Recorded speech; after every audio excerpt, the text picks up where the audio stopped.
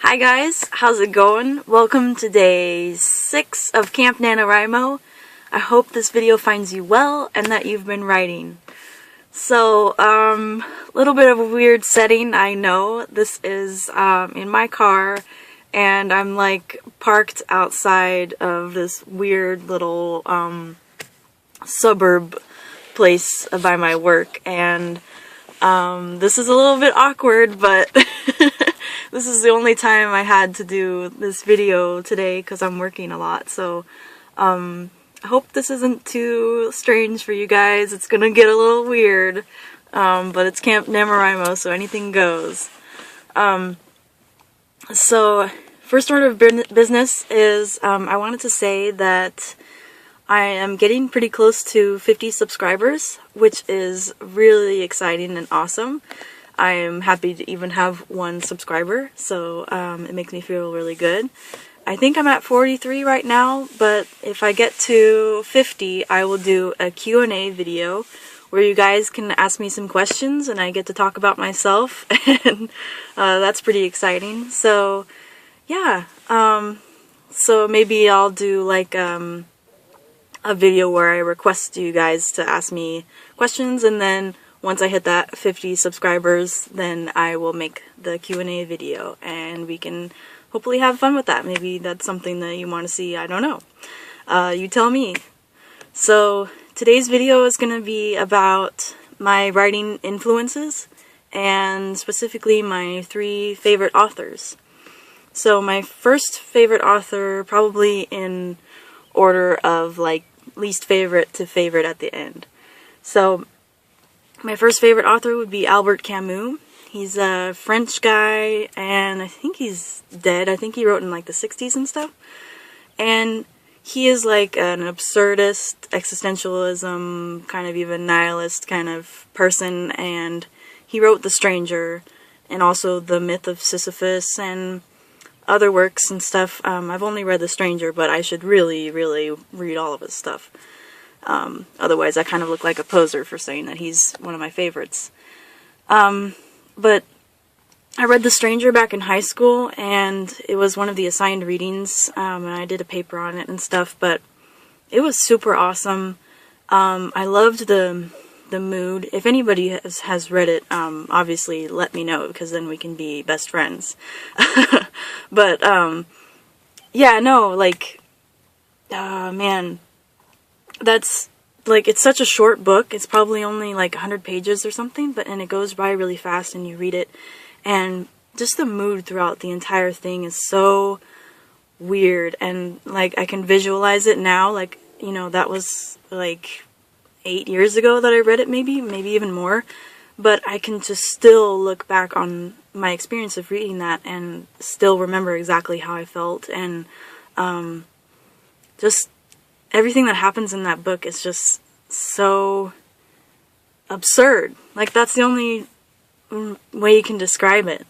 And I love existentialism and all that jazz, so yeah, I should read more from him, but he's definitely influenced the way that I look at the actions in the plot in my book, and thinking about how, you know, does any of this really matter?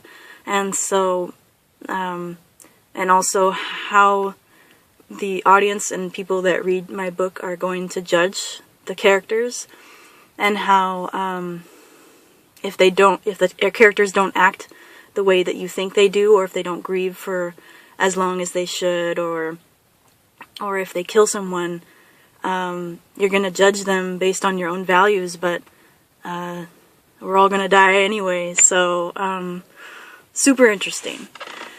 So, and then the next 2 authors are hard to pick a favorite, so I'll just say Anne Bishop first. She is super awesome. She wrote the Black Jewels trilogy, and Daya is actually based off of my favorite character from that book, Damon C'est Diablo, and it's not that great that I actually based my character off of him. but I love Damon so much. Like, he's probably the character that I connect the most with out of any story I've ever read. And, like, you know, it's kind of one of those weird things where he's, like, the perfect man that you would want to date, but then at the same time, he's, like, so much a part of yourself and so much like you that it's kind of even, like, a weird narcissistic... It's creepy, okay? How much I like that character. But, anyways, her writing style is awesome. Her real world building is the best. There's magic and witches, and, like, each character has, these jewels that are a different color, and it goes up in ranks and stuff, and the most powerful is black, obviously. And, only, like 3 people in the story have black jewels, and then, Janelle is the main love interest for Damon, and, yeah. You should just read it, because it's awesome. That's, that series, for me, is right up there with Harry Potter, and I've reread it a lot, and I pretty much annually I reread it, and I love it so much. So I should actually, get to rereading it this year, and I recommended it to Kat, and she actually bought it, and so I hope that she reads it sometime. She has so many books to read. But yeah, what else can I say? Just the scope and the grandeur of her world, the characters that I connect with so much. The relationships between the characters are just heartbreaking, and still to this day it just hurts me what some of the characters did to each other in the name of love, and it just so many feels. But I've read some of her other books, like The Pillars of the Earth, I think, is a different series, and there's like Sebastian, and there's some companion novels and stuff, and I haven't read all of her books, but I pretty much own them all, and nothing compares to the Black Jewels trilogy for me, and that was her first piece of writing, and I just want to like stab her because it's so perfect, and that's your first thing. Like, you suck. But at the same time, I love you. Anyway, let's move on before things get even more creepy. My last favorite author is Charles Dickens, and I really got interested in him, you know, as a kid. Obviously, like Oliver Twist and The Christmas Carol, and those are just like in the Western culture, they just are a part of your childhood if you know, grow up, blah, blah, blah, blah, blah. I don't know what I'm saying. But I watched some of the BBC drama series. I watched Bleak House, and then I watched Little Dorrit, and I loved those. Those are amazing. So I went back and read the books, and the books are even better, of course. And Little Dorrit is actually one of my favorite books and favorite stories, and I've watched that series so many times, and I've read the book once, but I probably will read it again. And that's how you judge a book that you really like, obviously, if you want to read it again. And it's huge, too. It's like 1,000 pages, so the fact that I would want to go through that again tells you something. What else have I read? I started reading Our Mutual Friend and a lot of his other books, but they are hard to get into, and they're huge, but my main goal is to, like, read all of the books from these 3 people, because how can I say that they're my favorite authors if I haven't even read all of their stuff? So I kind of feel like a poser, so I should get around to doing that.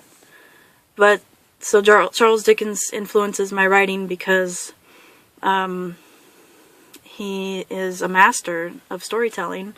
He has so many subplots and so many characters that have all these flaws and traits and characteristics that really make you remember them and laugh out loud, and just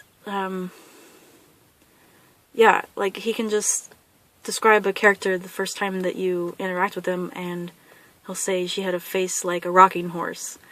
And like that just puts this image in your mind, you know, like, or the way, like each character has a different way of speaking, and so they're all unique and super memorable, and so I try to do that in my writing too.